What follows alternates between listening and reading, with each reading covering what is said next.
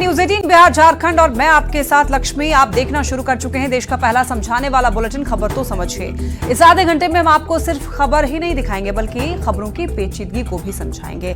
तो वो कौन सी होगी मुख्य खबरें जिस पर होगी हमारी नजर, पहले वो जान लेते हैं कि आज वो 4 बड़ी खबरें कौन कौन सी रहेगी जिसको मुख्य तौर पर आपको विस्तार से बताएंगे। तो पहली खबर होगी कि कैसे जगदेव बाबू बहाना है कुशवाहा वोट पर निशाना साधने के, ये आपको डिटेल में समझाएंगे। और फिर आरजेडी के हरे गमछे पर किस तरीके से सियासत तेज है वो भी आपको बताएंगे। और फिर राहुल के बाहरी बयान पर सियासी तूफान किस तरीके से मचा हुआ है वो भी आपको समझाएंगे। और इसके बाद आपको ये बताएंगे कि आखिर डायल 112 कैसे काम करेगा। तो जगदेव प्रसाद की शहादत दिवस पर आरजेडी ने पार्टी दफ्तर में कार्यक्रम किया। आरजेडी अध्यक्ष लालू प्रसाद ने कुशवाहा समाज को एकजुट करने की बात कह करके कुशवाहा वोट बैंक को साधने की कोशिश की, लेकिन आरएलएम के अध्यक्ष और राज्यसभा सांसद उपेंद्र कुशवाहा ने कहा है कि ये लाख कोशिश कर लें, कुशवाहा समाज कभी भी इनके साथ नहीं जाने वाला, क्योंकि लोग आज भी इनके शासन में हुई ज्यादतियों को याद करके सिहर जाते हैं। ये पटना का जगदेव पथ है और जगदेव बाबू को बिहार का लेनिन भी कहा जाता है। 100 में 90 शोषित है और 90 भाग हमारा है, इसका नारा देने वाले जगदेव बाबू का आज शहादत दिवस है। और जगदेव प्रसाद के शहादत दिवस पर बिहार में वोट की सियासत तेज है। 5 सितंबर को बिहार के लेनिन कहे जाने वाले जगदेव प्रसाद का शहादत दिवस है। मौका भले ही जगदेव प्रसाद की शहादत का हो, नेताओं को चिंता कुशवाहा वोट बैंक की ज्यादा रही। सुबह सुबह आरजेडी अध्यक्ष लालू प्रसाद ने सोशल मीडिया एक्स पर पोस्ट करके लिखा, अमर शहीद स्वर्गीय बाबू जगदेव प्रसाद कुशवाहा जी के शहादत दिवस पर कोटि कोटि नमन। बिहार लेनिन जगदेव बाबू वह प्रेरणा है जिनसे वंचित वर्ग आज भी संघर्ष करने की ताकत पाते हैं। वहीं इस मौके पर आरजेडी दफ्तर में शहीद जगदेव बाबू को श्रद्धांजलि भी दी गई और कुशवाहा समाज के लोगों का जुटान भी किया गया। आपकी लड़ाई को तेजस्वी और लालू जी और राष्ट्रीय जनता दल लड़ने का काम करेगा। आरजेडी की ओर से कार्यक्रम के जरिए कुशवाहा समाज को एकजुट करने की बात कही गई, लेकिन जगदेव प्रसाद के बेटे और पूर्व मंत्री नागमणि का कहना है कि कुशवाहा समाज को अब मुख्यमंत्री की कुर्सी से कम कुछ भी मंजूर नहीं। बिहार में मेजर जितने कास्ट कम्युनिटी हैं करीब करीब सबसे सीएम बना, व्हाई नॉट कुशवाहा, कोई से क्यों नहीं। वहीं कुशवाहा समाज के बड़े नेता और राज्यसभा सांसद उपेंद्र कुशवाहा ने कहा, ये लाख कोशिश कर लें, कुशवाहा समाज कभी भी इनके साथ नहीं जाने वाला, क्योंकि लोगों को इनके कार्यकाल में हुई ज्यादतियां अभी भी याद हैं। सबको मालूम है, लोगों ने भुगता है ना, इनकी सरकार रहते हुए क्या क्या होता रहा है, तो लोगों ने भुगता है और उसको लोग कैसे भूल जाएंगे। सिर्फ कुशवाहा समाज नहीं, जो भी वंचित समाज के लोग हैं, गरीब गुरबा लोग हैं, सब लोगों ने भुगता है, देखा है, तो लोग भूल नहीं पाएंगे कभी उनके इस रवैया को। तो इसलिए कुछ भी कोशिश कर लेंगे, उसका कोई परिणाम नहीं निकलेगा। लोकसभा चुनाव के समय से ही विपक्षी गठबंधन इंडिया की नजर कुशवाहा वोट बैंक पर है। इंडिया ने कोएरी जाति के 7 उम्मीदवारों को मैदान में उतारा, उसमें से आरजेडी के 3 कुशवाहा उम्मीदवारों में से 1 की जीत हुई, जबकि सीपीआई एमएल के राजा राम सिंह काराकाट से चुनाव जीत गए। हालांकि लव कुश समीकरण का कुश यानी कुशवाहा नीतीश कुमार की सोशल इंजीनियरिंग का हिस्सा रहा है और आरजेडी की लाख कोशिशों के बावजूद कोएरी कुर्मी समाज ने 2024 के लोकसभा चुनाव में एनडीए गठबंधन को अपना 67% वोट दिया था। न्यूज 18 के लिए पटना से रवि एस नारायण और दिल्ली से अमितेश सिंह के साथ ब्यूरो रिपोर्ट। अब आपको बताएंगे कुशवाहा वोट पर आरजेडी की नजर आखिर क्यों है। तो देखिए, आपको बताते हैं कि बिहार में जाति गणना के साथ साथ सियासत भी शुरू हुई थी और आपको ये समझना होगा। तो आइए पहले जाति गणना में कुछ बड़ी जातियों के आंकड़ों पर नजर डाल लेते हैं। बिहार में सबसे ज्यादा अगर बात करें बिहार की, तो बिहार में सबसे ज्यादा आबादी यादव जाति की है जो कि 14.26% है। अगर ब्राह्मणों की बात करें तो ब्राह्मण की संख्या है 3.65%। तो वहीं राजपूत 3.45%, भूमिहार 2.89%, कुशवाहा 4.27% और कुर्मी जाति की संख्या 2.87%। अब इसमें से अगड़ी जातियां यानी कि ब्राह्मण, राजपूत और भूमिहार को एनडीए का समर्थक माना जाता है, जबकि यादव को आरजेडी का सपोर्टर माना जाता है।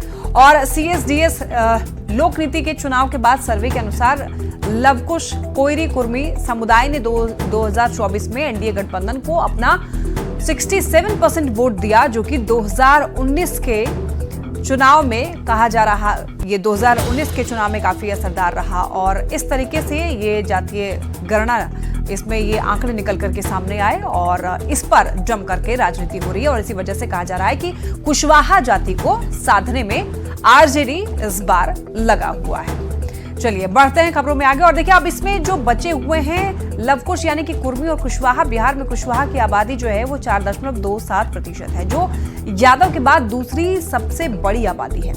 तो वहीं कुर्मी जाति के लोगों की आबादी 2.87% है और ये लवकुश समीकरण अब तक नीतीश कुमार के साथ रहा है। नीतीश कुमार ने इसी समीकरण के सहारे लालू परिवार के 15 साल के शासन को खत्म किया था और वोट के आंकड़े भी कुछ इसी ओर इशारा कर रहे हैं। सर्वे एजेंसी के आंकड़ों के आधार पर यह समझिए कि लवकुश यानी कि कुर्मी और कुशवाहा वोट किसके साथ रहा। तो लवकुश समाज ने 2024 में एनडीए गठबंधन को अपना 67% वोट दिया, जो कि 2019 के चुनाव में 79% था। तो वहीं अगर महागठबंधन की बात करें तो 2019 में महागठबंधन को 10% वोट मिला था। 2019 में ये वोट बढ़कर के 19% हो गया था, यानी कि 2019 के मुकाबले एनडीए को कुर्मी और कोयरी के वोट मिलने में 12% की कमी आई। लेकिन बढ़ने के बाद भी महागठबंधन को मिला वोट एनडीए से बहुत कम है। और बिहार विधानसभा चुनाव में भी यह क्रम जारी रहा। एनडीए को लवकुश समाज के 51% वोट मिला, जबकि महागठबंधन को महज 16% वोट मिले। लेकिन लोकसभा चुनाव में महागठबंधन ने कुशवाहा जाति के साथ 7 उम्मीदवार उतारे, उनमें से 2 की जीत हुई और यही वजह है कि आरजेडी का फोकस कुशवाहा वोट पर है, ताकि इसे एमवाई समीकरण से मिलाकर के सत्ता तक पहुंचा जा सके। बढ़ते खबरों में आगे, आरजेडी की तरफ से अपने कार्यकर्ताओं को हरे गमछे की जगह हरी टोपी या फिर बैज का इस्तेमाल करने का निर्देश दिया गया है। अब इस पर सियासत शुरू हो गई है। एनडीए नेताओं ने तंज कसा है तो आरजेडी और कांग्रेस के नेता पलटवार कर रहे हैं।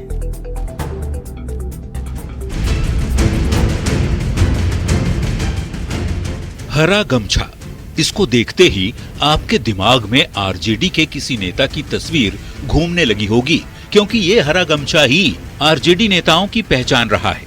लेकिन अब शायद ही कोई आरजेडी का नेता हरे गमछे में दिखे, क्योंकि आरजेडी नेतृत्व ने कार्यकर्ताओं को हरा गमछा न पहनने की नसीहत दी है।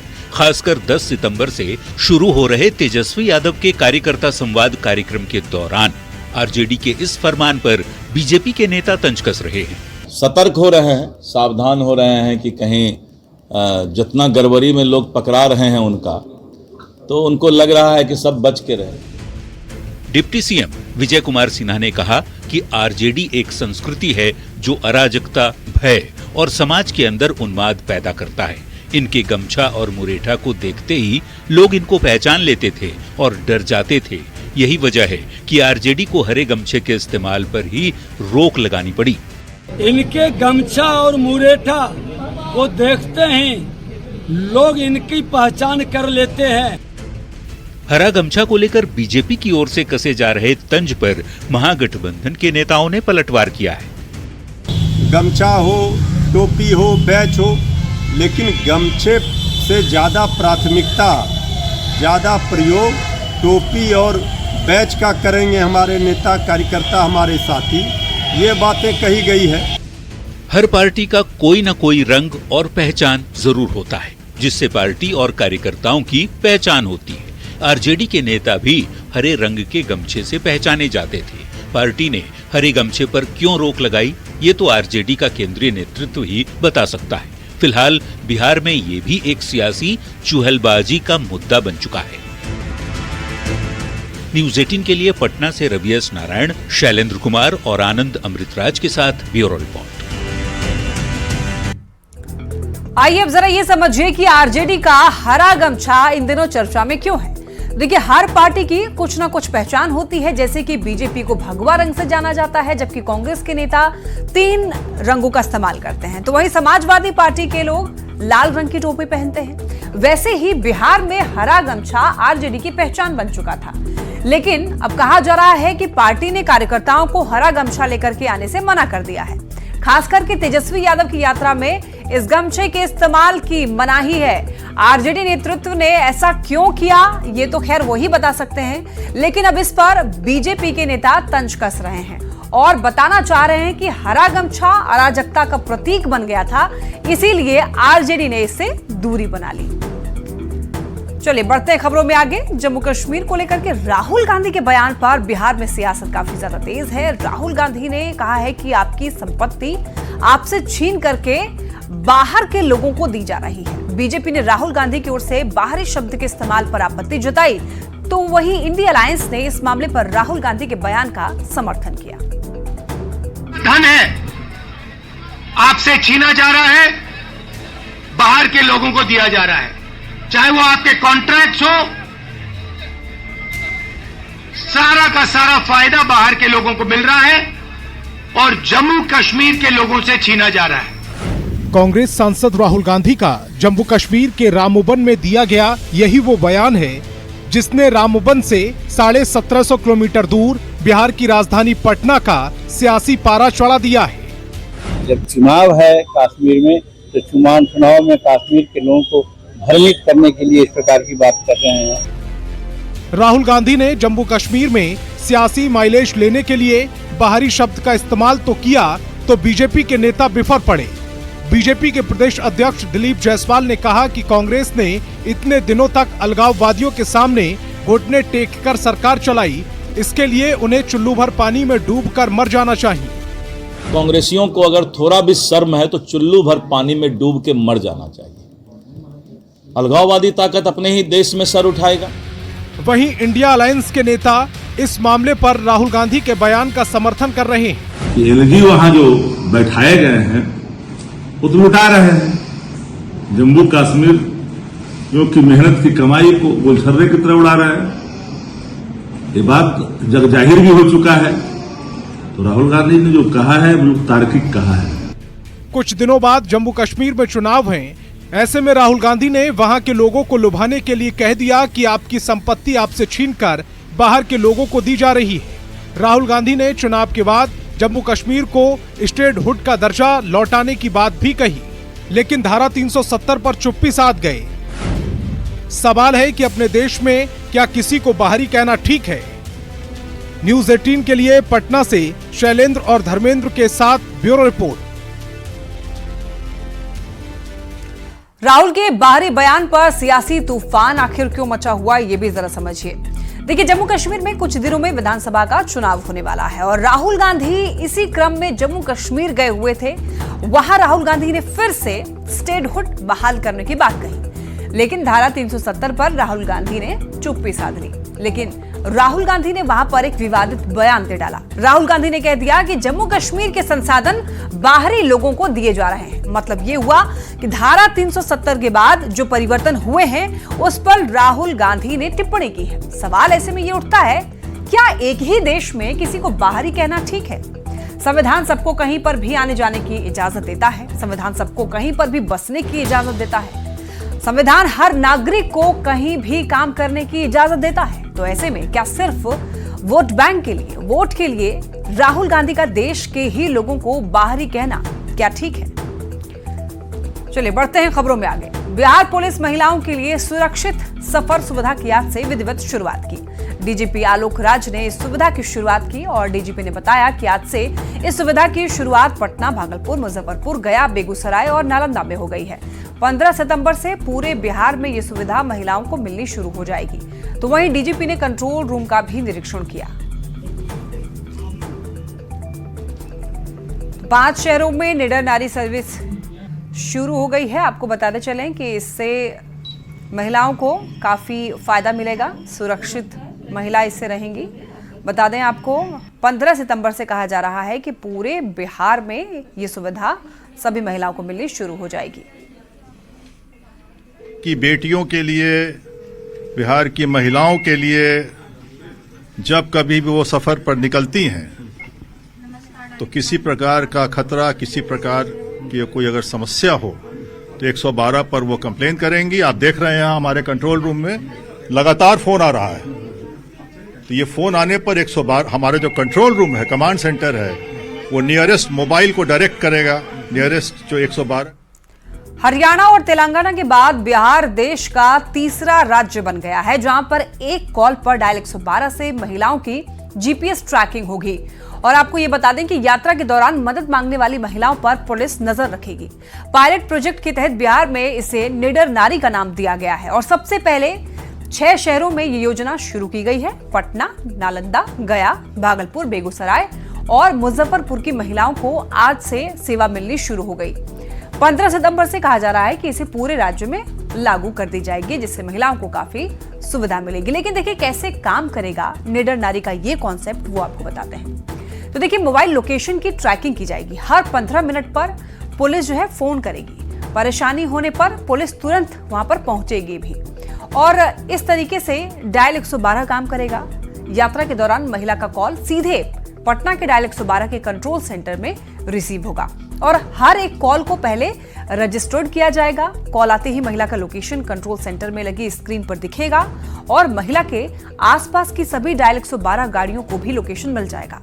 तो जो सबसे नजदीक गाड़ी होगी उसको ये जानकारी शेयर कर दी जाएगी और कॉल सेंटर में लगे हुए स्क्रीन से महिला की ट्रैकिंग की जाएगी। और अगर महिला कहीं पर रुकती है या फिर भटकी तो फिर नजदीकी डायल 112 संपर्क तुरंत करेगा महिला से और अगर बात नहीं हुई तो 10 मिनट में गाड़ी वहां पर पहुंच जाएगी। तो ऐसी महिलाओं से हर डायल 112 के कर्मचारी जो हैं संपर्क करते रहेंगे। 15 मिनट पर ट्रिप ट्रैक करेगी पुलिस, हर 15 मिनट पर फोन करेगी पुलिस, स्थिति के बारे में जानकारी लेगी और गड़बड़ी की आशंका पर तुरंत एक्शन भी लिया जाएगा। महिला की मदद के लिए एक टीम तुरंत जाएगी मौके पर और इस तरीके से ये डायल 112 जो है वो काम करने वाला है। इससे महिला को काफी सुविधा होगी। और आपको बता दें झारखंड में जल्द ही चुनावी डुगडुगी बजने वाली है, लेकिन उससे पहले सियासी तपिश बढ़ गई है। बीजेपी ने जेएमएम की शिकायत अरगोड़ा थाने में दर्ज कराई और जेएमएम पर बीजेपी की छवि बिगाड़ने का आरोप लगाया, जिसके बाद से जेएमएम और कांग्रेस दोनों बीजेपी पर हमलावर हैं। झारखंड में चुनाव है और पक्ष विपक्ष के बीच सियासी तकरार है, लेकिन अब ये तकरार आरोप प्रत्यारोप से एक कदम आगे निकलते हुए शिकायत तक पहुंच गई है। बीजेपी ने रांची के अरगोड़ा थाने में एक शिकायत दर्ज कराई है जिसमें जेएमएम पर बीजेपी की छवि को धूमिल करने का आरोप लगाया है। भारतीय जनता पार्टी के लीगल सेल के द्वारा अरगोड़ा थाना में एक एफआईआर दर्ज की गई और मांग की गई है कि जिस तरह से भारतीय जनता पार्टी को राष्ट्रीय स्तर पे उसकी छवि को धूमिल करने का प्रयास किया गया है, तो उसके ऊपर भारतीय न्याय संहिता और जो आईटी एक्ट के तहत उनके ऊपर कार्रवाई किया जाए। मामला 23 अगस्त का है जब मोहराबादी मैदान में भारतीय जनता युवा मोर्चा ने बीजेपी युवा आक्रोश रैली निकाली थी। तब भीड़ को कंट्रोल करने के लिए पुलिस को बल का प्रयोग करना पड़ा था, लेकिन तब जेएमएम ने अपनी सोशल मीडिया पर एक तस्वीर को पोस्ट किया जिसमें पुलिसकर्मी के पीठ पर जूते के निशान नजर आ रहे थे और जेएमएम की ओर से सोशल मीडिया पोस्ट के जरिए ये दिखाने की कोशिश की गई कि बीजेपी कार्यकर्ताओं ने पुलिस के साथ बदसलूकी की, जबकि ये तस्वीर झारखंड की नहीं बल्कि महाराष्ट्र की है जो 24 जुलाई 2018 की बताई जा रही है और इसी को लेकर बीजेपी ने अरगोड़ा थाने में शिकायत दर्ज कराई।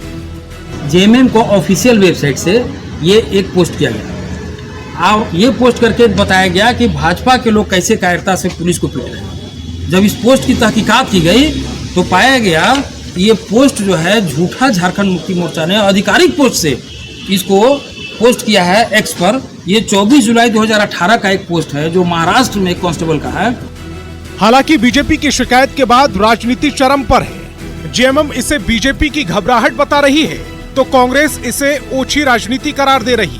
दिवालियापन के कगार पर पहुंच चुके हैं ये लोग और ये उनकी हताशा दर्शाती है। घबरा गए हैं, विचलित हो गए हैं हेमंत सोरेन जी की लोकप्रियता और इस सरकार के जो अच्छे काम किए जा रहे हैं सरकार के द्वारा उससे।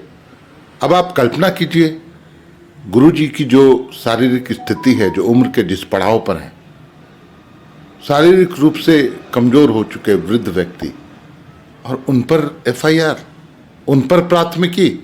क्या सोच रखते हो यार? ऐसी घिनौनी सोच लाते कहां से हो? ये किस मानसिकता की परिचायक है? देखिए, यही लोकतंत्र है और इस राज्य में लोकतंत्र कायम है कि सरकार रहते मुख्यमंत्री के ऊपर केस दर्ज होता है और प्रशासन केस लेती है। तो इससे यह साफ पता चलता है कि कानून कितनी व्यवस्थित है और कितनी मजबूत है हमारी सरकार में। लेकिन आदरणीय शिबू सोरेन जी पर केस, ये भारतीय जनता पार्टी की ओछी मानसिकता है। जेएमएम की पोस्ट अब उस पर कितनी भारी पड़ेगी? क्या बीजेपी की शिकायत उसे चुनावी फायदा दिला पाएगी? ये समय बताएगा। लेकिन फिलहाल झारखंड में चुनाव से पहले सियासी तपिश जरूर बढ़ गई है। न्यूज़ 18 के लिए रांची से ओम प्रकाश की रिपोर्ट। और इसी के साथ बुलेटिन में इतना ही।